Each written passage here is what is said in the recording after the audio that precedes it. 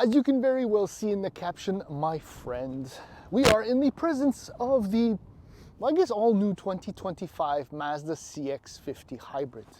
And I really like sometimes how things kind of fall into place. Like, this is the right vehicle for the right week, in the right circumstances, in fact. Just to give you a brief snapshot, I mean, right now, as I'm shooting this video, we are smack in the middle of the Montreal International Auto Show. And I work for a book called L'Annuel de l'Auto, which is associated with Écolo Auto, which is a website that is part of the media network that I write for, along with Motor Illustrated.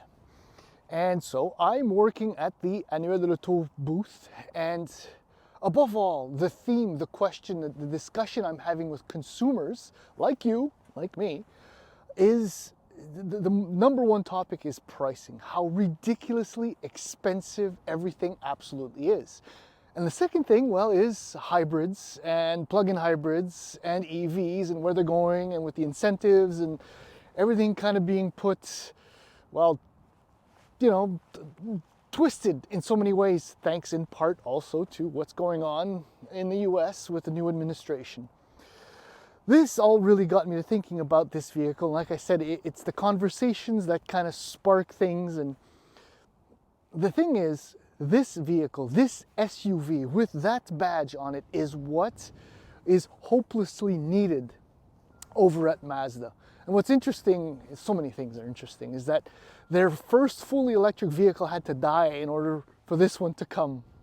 Kind of interesting, right? The MX-30, which will be, pretty convinced, one of those weird, unknown future classics. Give it about 25 years and people are not going to have any idea what that thing is if you show up at a car show with one.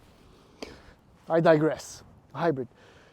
This SUV, the CX-50, is very popular, or at least popular enough. The CX-5 still outsells it. I don't know what the exact proportions are, but 5-1. I'll say anything. But this is definitely Mazda's future direction as far as styling, packaging, and, well, powertrain. But the issue with this vehicle, well, no, it has nothing to do with the fact that the powertrain does not come from Mazda, but comes from Toyota, with which, you know, they have a working relationship and have for a while, is where this thing is priced.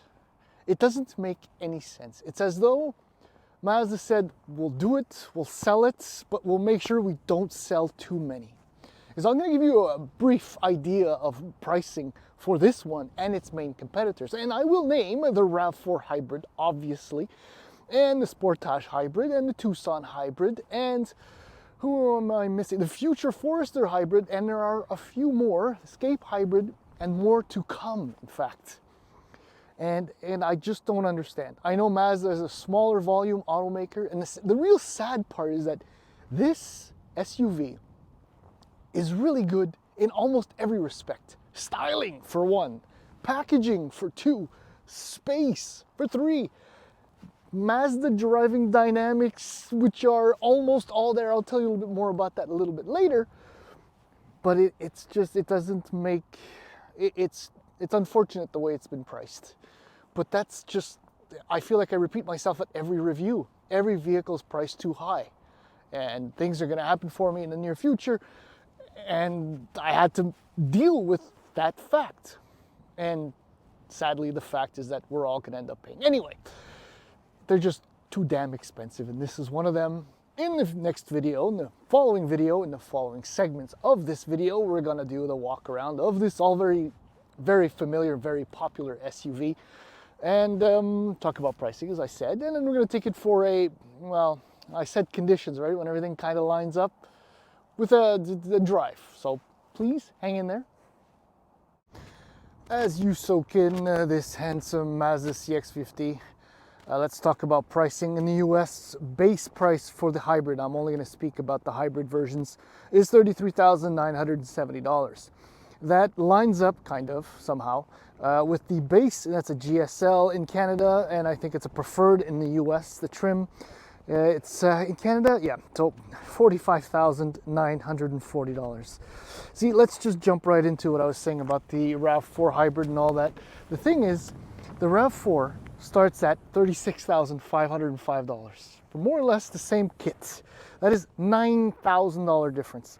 The Sportage hybrid starts at $38,795, and the Tucson's a little bit more expensive at just over $43,000. But the thing is, it's too expensive. There's too much money here. It doesn't make sense. It does not add up. It is quite possibly the most handsome of the bunch. We'll give it that. You do get with that all-wheel drive is standard for all Canada and US. What else? You get the 10.25-inch touchscreen, 17-inch wheels, panoramic sunroof, 7-inch IP display, power liftgate, Apple Audio. Oh boy, Apple CarPlay, Android Audio. It's cold, leatherette, heated seats and steering wheel. So it's, I mean, the equipment is there, but the price is out of whack because you get pretty much all of that and all the other ones. Well, this one, my friend, is the GT at $51,640. It's very popular, which is the interesting part. It's actually on Mazda Canada's website. It's popular, and for the jump in price, well, you get 19-inch wheels, you get actual leather, you get heated rear seats, cooled front seats, Bose audio, and a bunch of driving assistance. It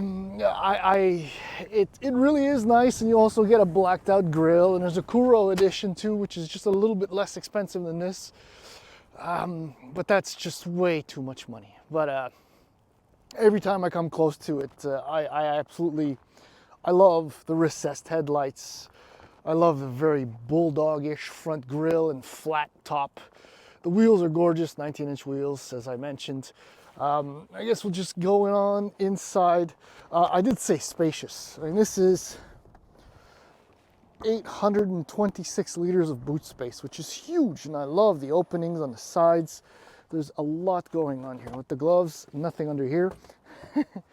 But yeah, lots of space. Really like that. And it's the same thing when you get behind and the back. Oh, I hate that. Yes. Let's unlock the doors. Okay. A huge, oh my goodness, I had not noticed that. My daughter. I'll clean it up, I promise, Mazda, if you're watching this. Or it'll have been cleaned. Lots of space, lots of space. I love the nearly flat floor down here.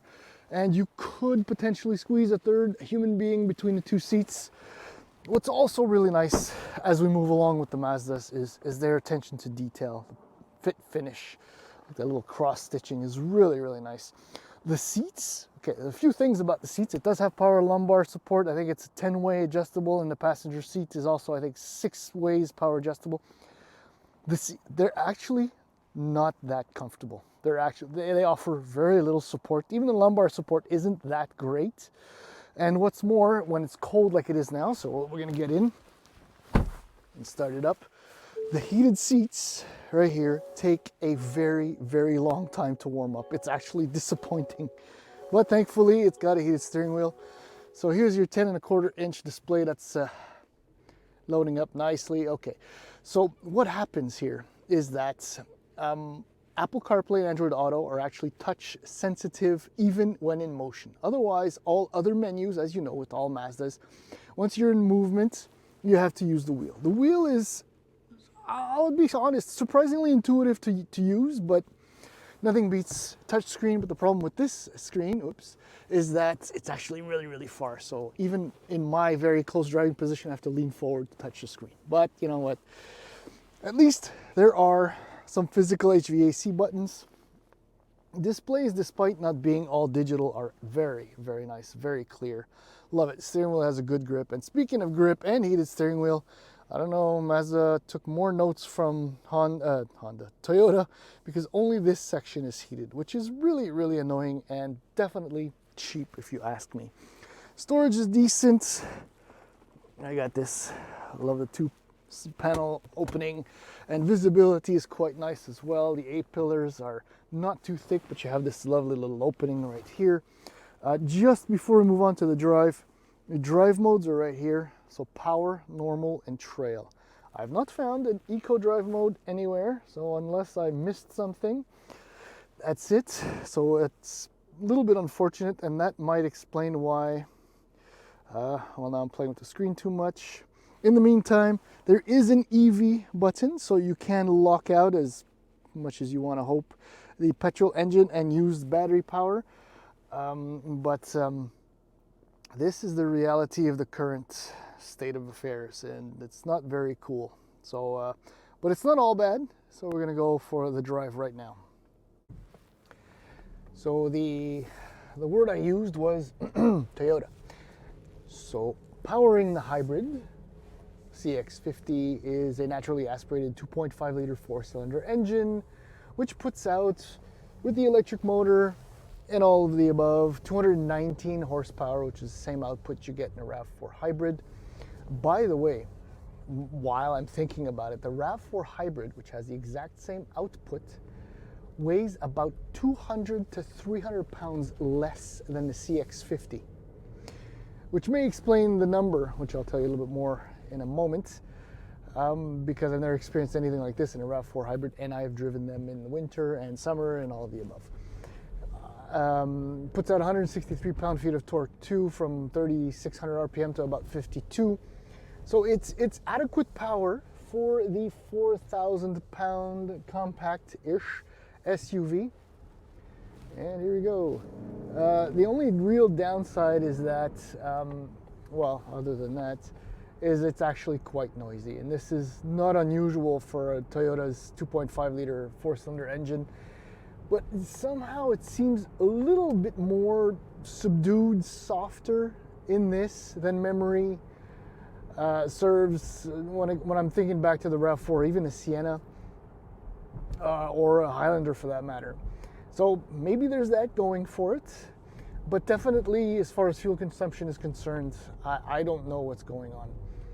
It's supposed to average in combined driving about 6.2 liters per 100 kilometers, and about 2/3 of my driving is in the city, which typically for these hybrid systems, they will consume a little bit less in the city than on the highway. But this well, it went up to 9.9 because I was idling for a little while, but I can't get it under 9 no matter what I do. And it's supposed to be 6.2. And as I've just said, I've never experienced something so bad in a Toyota product with the same powertrain. I mean, not even a Sienna loaded would consume anywhere near this amount. So I'm not sure what's going on there. It should be much, much better than that, but I'll leave it at that. The ECVT, which is the same layout that you get in the RAV4 and the Sienna, it seems better tuned in this, but that might be the Mazda touch. The manual mode, which I never ever use, at least it works, you know, it's forward for downshift and back for upshift. That works nicely. And the shifts are actually quite nice, the crisp. And maybe that's what differentiates this from the RAV4, is that it does feel, almost feels like a Mazda. A Mazda known for its driving dynamics, and that's despite the torsion beam suspension in the rear and McPherson in the front. It's fun to drive. There's, unlike maybe even the 2.5 turbo, there's more chassis than there is power, so you can actually go at it a little bit more. Obviously right now I'm in the city and there's traffic and the only annoying thing that I've found, and this happened with the XC90 T8 plug-in hybrid, is that there's a discrepancy between the electric motor in the rear and the petrol and transmission in the front, where sometimes when you're sliding, things kind of get a little bit out of whack. The rear end wants to kick out, the front end doesn't want. The ESP kicks in and it's really violent and almost shocking the way it kicks. But beyond that, this is sadly in a way, a really nice compact hybrid SUV. This is the type of SUV you want to buy if, let's just say, I mean, it's got 3,113 kilometers, this thing. Let's just say this is a semi-anomaly and it shouldn't be this bad, but it is. This is the SUV people should want, but not for $9,000 more than a Toyota RAV4 hybrid with the same powertrain. I don't understand. I mean, that must be Toyota just joking around with Mazda saying, yeah, you want it, but it's gonna cost you. Anyhow, it's really good, but I'd still go for a RAV4. And even though the Escape hybrid still looks like a bar of soap as far as I'm concerned, I think it's nicer overall and it's better on fuel. And the Sportage, It's fine. Tucson, for the price and the styling, it's very personal. I'd pony up the extra couple grand and get this instead. But that's it.